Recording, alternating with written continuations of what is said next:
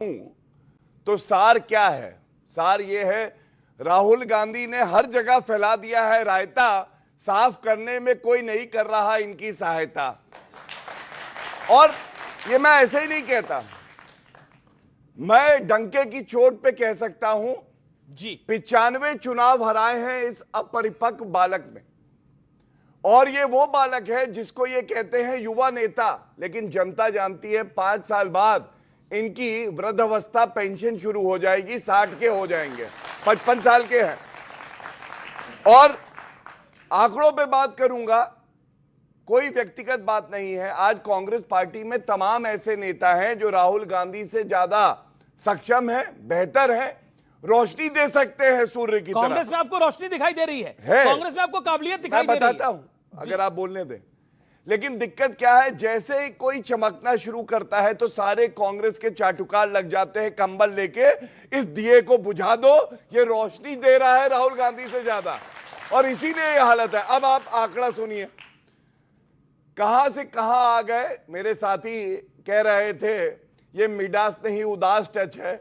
देखिए, भस्मासुर है, जिसको छूते हैं उसको खत्म कर देते हैं। 30 सेकंड और। जितने अंडे राहुल गांधी लाए हैं, इतना तो ऑमलेट की दुकान में अंडे नहीं बनाता ऑमलेट वाला।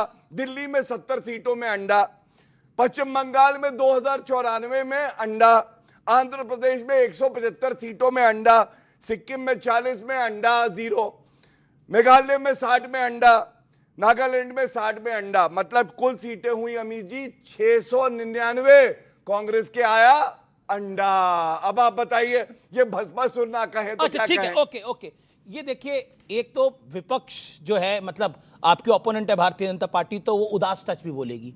उदास टच पर आपको क्या कहना है? वो कहते हैं मिडास टच नहीं है, राहुल गांधी का उदास टच है, और जैसे ही राहुल गांधी का टच आता है वैसे ही गड़बड़ घोटाला हो जाता है। और अब तो आपकी पार्टी के नेता कह रहे हैं, राशिद अल्वी आपकी पार्टी के वरिष्ठतम नेताओं में से एक हैं, वो कह रहे हैं कांग्रेस की दयनीय स्थिति है। अनइंटरप्टेड जितना समय जी जी जी, 1.25 मिनट बोलिए। पहली बात, भाई साहब ने अंडे की बात की है। वाकई केरल इस देश का है, और भाजपा तो मंगल ग्रह का भी पार्टी है। केरल में कितना है, जरा कितना अंडा है, जरा जोड़ लेंगे। केरल साउथ है, तमिलनाडु बगल में है, उसमें कितनी सीट है उसको भी जरा जोड़ लेंगे। ये सिक्किम की बात इन्होंने की, इसलिए कह रहा हूँ, सिक्किम में तो इनकी सरकार है और वहाँ भी अंडा है। और पंजाब, चारों देश के चारों कोने की बात मैंने कर दी, इसलिए इतराइए नहीं। ये देश की जनता, ये लोकतंत्र है, जनता मालिक है। कभी हमको भी 70 सालों तक जो आप कहते हैं, हमें भी आशीर्वाद दी थी।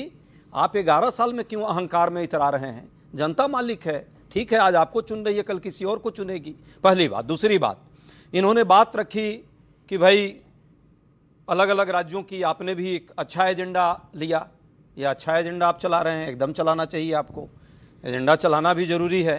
जहां यंत्र तंत्र षड्यंत्र से सरकार चलाई जा रही हो, जहां मशीन और मशीनरी का दुरुपयोग करके देश की मीडिया भी उसके साथ हो, और इस तरह से उदार लोकतंत्र का गला घोटा जा रहा हो, इक्वल प्लेइंग फील्ड नहीं हो, जिस तरह से लगातार देश के अलग अलग चुनाव आयोग से लेकर सभी संस्थाएं चुनाव के ऐन वक्त मुख्य दर्शक बन जाती है। 10,000 रुपये चुनाव के बीच एक दिन पहले दिए जा रहे हो सरकारी फंड का दुरुपयोग करके, उसके बाद भी लोकतंत्र पर प्रश्न सवाल जो है सत्ता पक्ष से न पूछा जा रहा हो, विपक्ष से पूछा जा रहा हो, तो निश्चित तौर पे दिक्कतें तो होंगी। बस लास्ट जी जी, भाई साहब ने बड़ी परिपक्वता की बात की है। मैं तो नहीं कहता कि ये कितना परिपक्व, इनके नेता कितने परिपक्व, मैं इस पर नहीं जाऊंगा कौन कितना परिपक्व है। दूसरी बात इन्होंने कही वृद्धावस्था की, तो भाई हम तो नहीं ऐसा कुछ कहते, हमारे लिए वो भी बहुत मान्य है। समझ गए होंगे किसकी बात मैं कर रहा हूं। क्या कहना चाह रहे हैं? 75 प्लस है ना, मैं उनका भी बहुत सम्मान करता हूं। हम अपने बुजुर्गों का भी सम्मान करते हैं। ओके, पर ये व्यंग करने से पहले जरूर अपने भी गिरवा में, ठीक है, 2 मिनट लगभग आप बोले। आपके यहाँ नेता ओके ओके ओके ओके, लंबा हो रहा है। आपने बोला, आपने कांग्रेस की दयनीय स्थिति है, राशिद अल्वी पे कुछ नहीं बोले। आपने बोला ये एजेंडा प्रोपेगेंडा चलाया जा रहा है, यही बोला गया। मैं एक सेकंड, राशिद अल्वी कहते हैं कांग्रेस का हाल दयनीय हो गया है, कांग्रेस की हालात के लिए शीर्ष नेतृत्व जिम्मेदार है, सीधे तौर पर प्रियंका संभाले संगठन की जिम्मेदारी। अब अब मुमताज पटेल कहती है अब समय आ गया है कि अपने भीतर झांके और अवलोकन और आत्मचिंतन करें। सिर्फ टॉवल टिकट से पहले हो रहा था, रिजल्ट्स के बाद हो रहा है। बिहार कांग्रेस की समीक्षा बैठक में गोली चलने तक की बात आई है और वहां पर क्या गाली गलौच हुआ है मुझे बताने की आवश्यकता नहीं है। इन सबका भी जवाब दीजिएगा। यह एजेंडा कौन चला रहा है? अलायंस के साथ तेजस्वी यादव को घोषित नहीं करा, उद्धव ठाकरे को घोषित नहीं करा, यह सब कुछ हुआ। ओके, हाँ 30 सेकंड दे दीजिए। पहली बात कि जिन नेताओं ने जो भी बात रखी है, वाकई उनके बात को मैं सिर माथे पर रखता हूं। पार्टी का आंतरिक मामला है और आंतरिक तौर पे जरूर उसमें सुधार होना चाहिए, इसमें पर ये किसी तो को मीडिया कोई के सामने आपत्ति बोल रहे नहीं है।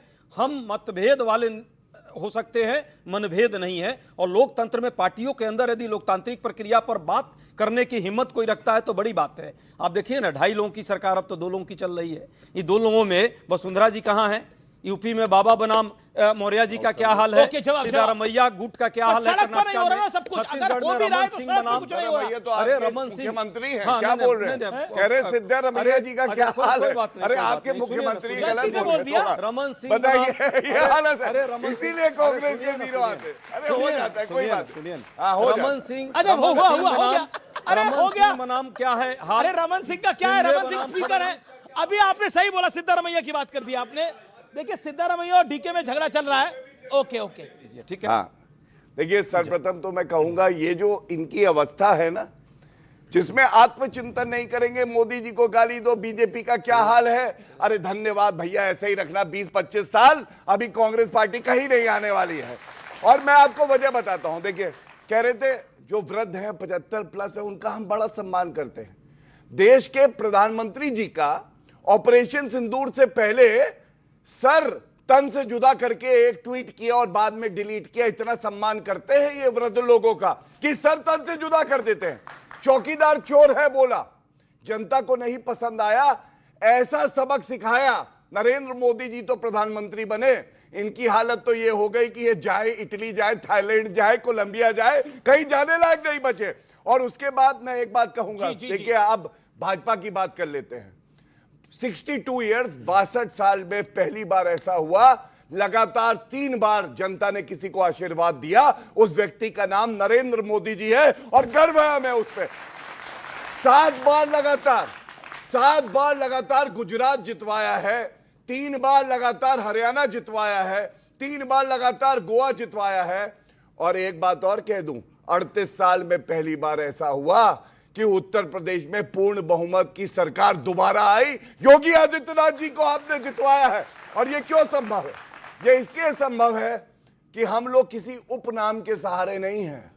18 और 20-20 घंटे काम करते हैं जनता के लिए।